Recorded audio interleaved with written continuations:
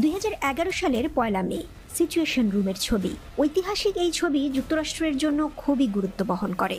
আল Qaeda নেতা Osama bin লাদেনের বাড়িতে চলা অভিযান হোয়াইট হাউসে বসে সরাসরি দেখেছেন তৎকালীন মার্কিন প্রেসিডেন্ট বারাক ওবামা এবং পররাষ্ট্রমন্ত্রী হিলারি ক্লিন্টন সহ মার্কিন ঊর্ধ্বতন কর্মকর্তারা। উপস্থিত ছিলেন তখনকার ভাইস প্রেসিডেন্ট এবং বর্তমান প্রেসিডেন্ট জো বাইডেনও। সরাসরি ভিডিও ফুটেজে গোটা দৃশ্যটা তখন হোয়াইট হাউসের সিচুয়েশন রুমে বসে দেখছিলেন সবাই। বিন লাদেনের বাড়ির উপরে ঘুরতে থাকা একটা ড্রোন পুরো ঘটনার ভিডিও হোয়াইট হাউসে পাঠাচ্ছিল। অভিযানটি নেতৃত্ব দিয়েছিল মার্কিন নেভি সিলের সিল 6 টিম। তাদের কাছে আদেশ ছিল 9/11-এর সন্ত্রাসী হামলার মাস্টারমাইন্ড ওসামা বিন লাদেনকে জীবিত ধরা অথবা মেরে ফেলা। লাদেন তখন পাকিস্তানের অ্যাবোটাবাদে লুকিয়েছিলেন।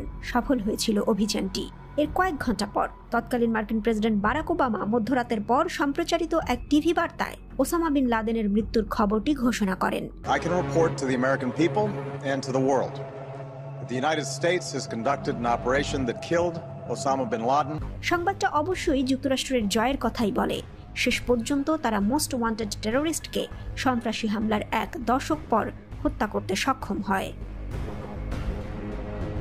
অনেকেই বিস্মিত হন যে এই অভিযানের পরিকল্পনা কিভাবে করা হয়েছে, কিভাবে মার্কিন বাহিনী বিন লাদেনের অবস্থান সম্পর্কে জানতে পারে। এই ঘটনাটাকে চমৎকারভাবে তুলে ধরা হয়েছে ফিকশনাল সিনেমা জিরো ডার্ক 30-তে। লাদেনকে হত্যার জন্য 2011 সালে গোপন অভিযান পরিচালনার অনুমতি দিয়েছিলেন সাবেক মার্কিন প্রেসিডেন্ট বারাক ওবামা। অভিযানটি পরিচালনা করেছিল যুক্তরাষ্ট্রের স্পেশাল ফোর্স, কিন্তু দেশটির গোয়েন্দা সংস্থায় লাদেনের অবস্থান সম্পর্কে নিশ্চিত হয়েছিল। অভিযানের কোড নেম ছিল অপারেশন নেপচুন স্পেয়ার। সৌদিতে জন্ম নেয়া ওসামা বিন লাদেনকে পাকিস্তানে 2011 সালের 1 মে দিবাগত রাতে হত্যা করা হয়। দীর্ঘদিন এই জঙ্গি নেতা পালিয়ে থাকতে সক্ষম হয়েছিলেন। তিনি তার জীবনের শেষ 5 বছর পাকিস্তানের অ্যাবোটাবাদ শহরে কাটান। Central Intelligence Agency Osama bin লাদেনের অবস্থান সম্পর্কে জানতে পারে। যেই কম্পাউন্ডে লাদেন থাকতেন সেটি ছিল 3 তলা। ভবনটিতে মোট 9টি বেডরুম, 8টি বাথরুম এবং 2টি রান্নাঘর ছিল। 3য় তলাতেই লাদেন অধিকাংশ সময় কাটাতেন এবং এখানে মাত্র 2টি রুম ছিল।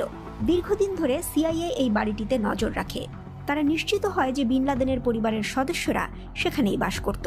তার স্ত্রীরা, ছেলে মেয়ে এবং নাতি নাতনি ছাড়াও লাদেনের দেহরক্ষী এবং তাদের স্ত্রীরাও এই বাড়িতেই থাকতেন। আন্তর্জাতিক জঙ্গি সংগঠন আল কায়েদার সাবেক প্রধান ওসামা বিন লাদেনের অবস্থান সম্পর্কে মার্কিন গোয়েন্দারা প্রথম গুরুত্বপূর্ণ তথ্য পেয়েছিলেন আল কায়েদার সদস্য খালিদ বিন আত্তাশের কাছ থেকে। আত্তাশ যুক্তরাষ্ট্রে 9/11 হামলা এবং আফ্রিকায় একাধিক দূতাবাসে বিস্ফোরণের ঘটনায় জড়িত ছিলেন। করাচি থেকে 2002 সালে আত্তাশকে গ্রেপ্তার করা হয়। তার মাধ্যমে শনাক্ত করা হয় ওসামার ডান হাত বলে পরিচিত কুয়েতি নাগরিক আবু আহমেদ আলী কুয়েতিকে। এই কুয়েতির সূত্র ধরেই যুক্তরাষ্ট্র খুঁজে পায় ওসামাকে। ওসামা কখনোই টেলিফোন, ইন্টারনেট বা কেবল সংযোগ ব্যবহার করতেন না।